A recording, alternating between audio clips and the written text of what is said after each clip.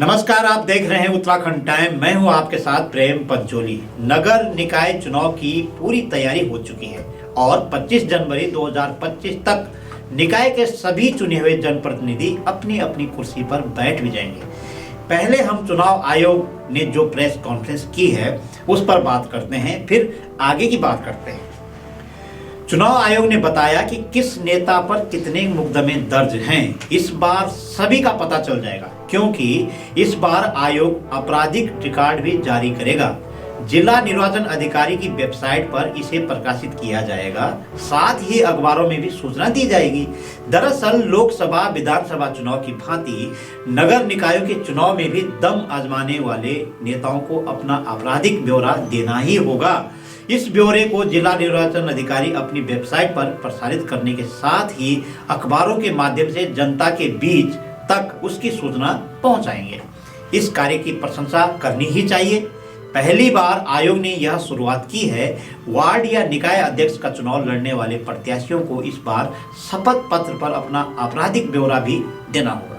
उस प्रत्याशी के खिलाफ किस थाने में, किन धाराओं में कितने मुकदमे दर्ज है, इसकी सूचना जिलाधिकारी को देनी होगी। जिलाधिकारी के स्तर से सभी ऐसे प्रत्याशियों का यह ब्यौरा किसी प्रचार के माध्यम से, जैसे वेबसाइट आदि पर जारी करनी है।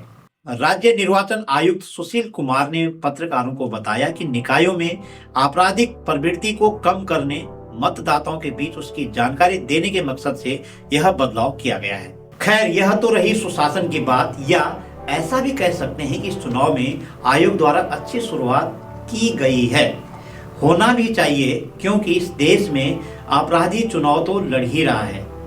अपराधी से मेरा मतलब सिर्फ यही है कि जिन पर न्यायालय और पुलिस थानों में मुकदमा दर्ज है वे चुनाव मैदान में आ जाते हैं। एक और मसला कि अपराधी चुनाव लड़ सकता है, जीत भी सकता है, जीत भी रहे हैं, किंतु जो नागरिक सरकारी कर्जा नहीं दे पा रहा है या कर्ज को चुकाने में कुछ विलंब हो रहा है, ऐसे नागरिक एकदम चुनाव से बाहर हो जाते हैं। इसी पर हर किसी के माथे की लकीरें खींची जा रही है।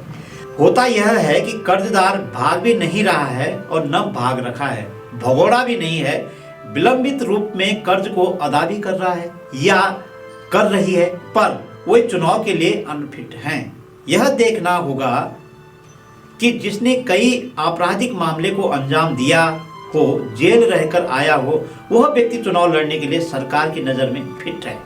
यह विडंबना ही है कि हमारे संविधान में इस तरह के कारनामों को अंजाम देने वालों के लिए कोई जगह ही नहीं है, फिर भी वह चुनाव लड़ रहा है।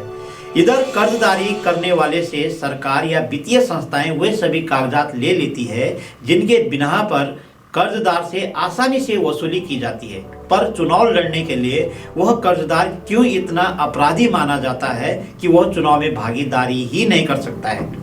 सामान्य व्यवहार में देखा जाए तो अन्य अपराधी से अधिक पाक साफ कर्जदार ही होता है। उसने किसी भी प्रकार के मानव अधिकार का हनन नहीं किया है। लंबी बहस है जनाब कि अपराधी और कर्जदार में कितना फर्क है। यह हमारे दर्शक हमें कमेंट करके अवश्य बताएंगे और बिना कानून की जानकारी के बताएंगे, इसलिए कि कानून में कर्जदार चुनाव नहीं लड़ सकता है।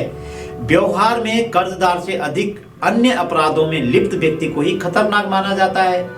दरअसल संवैधानिक पक्ष में आज की स्थितियों में कुछ तब्दीलियां मांगी जा रही है। यदि पाक साफ चुनाव की हम कल्पना करते हैं तो चुनाव के कानून में भी बदलाव की आवश्यकता हो रही है। जैसे एक कर्जदार चुनाव नहीं लड़ सकता है, वैसे ही एक अपराधी भी चुनाव नहीं लड़ सकता है। ऐसे कानून की अब अपेक्षा की जा रही है। यदि ऐसा कानून आ गया तो जिस तरह से सरकार चुनाव का डर दिखाकर कर्ज की वसूली कर रही है, वैसे ही अपराधियों पर भी चुनाव न लड़ने की नकेल कसी जाए तो अपराधों की संख्या में बहुत अधिक कमी आ जाएगी। इस बात को इसलिए कहा जा रहा है कि चुनाव आयोग उत्तराखंड ने इतना साहस तो दिखाई दिया है कि चुनाव में नामांकन करने वाले को अपने अपराधों का रिकॉर्ड प्रस्तुत करना होगा। अब इससे आगे की मांग बढ़ने लग गई है कि कोई भी अपराधी कर्ज के जैसे चुनाव न लड़ पाए। यह तो संवैधानिक मामला है, कब कैसे बदलाव आएंगे समय की गर्त में। फिलहाल इस बार के निकाय चुनाव में पूर्व की भांति कोई विकास का मुद्दा दिखाई भी नहीं दे रहा है। यदि हम उत्तराखंड की 112 निकायों की बात करेंगे तो सभी निकायों में एक सामान्य समस्या है, वह है गाड़ी पार्किंग की। इस पर कोई भी अपना पक्ष रखने के लिए तैयार नहीं है। इसी तरह नई नई नगर पंचायतों में शहर के विस्तारीकरण के लिए कोई खास रोड मैप भी नहीं है। सभी निकायों में सभी प्रकार का निर्माण विकास की सूरत पर धब्बा बनकर सामने आ रहा है। पेयजल, सीवर, बिजली और समुचित रास्तों आदि के विकास के निकायों में रह रहे लोग हर बार ठगे जा रहे हैं। कुल मिलाकर चुनाव की प्रक्रिया से लेकर चुनाव जीतने वाले व्यक्ति तक पर आज भी 21वीं सदी में सवाल खड़े हो रहे हैं, जिसके समाधान के लिए हर नागरिक इंतजारी में है। हमारी यह रिपोर्ट आपको कैसे लगी कमेंट करके अवश्य बताइए। अगली कड़ी में ऐसे ही कुछ खास विषयों पर हाजिर रहूंगा। नमस्कार।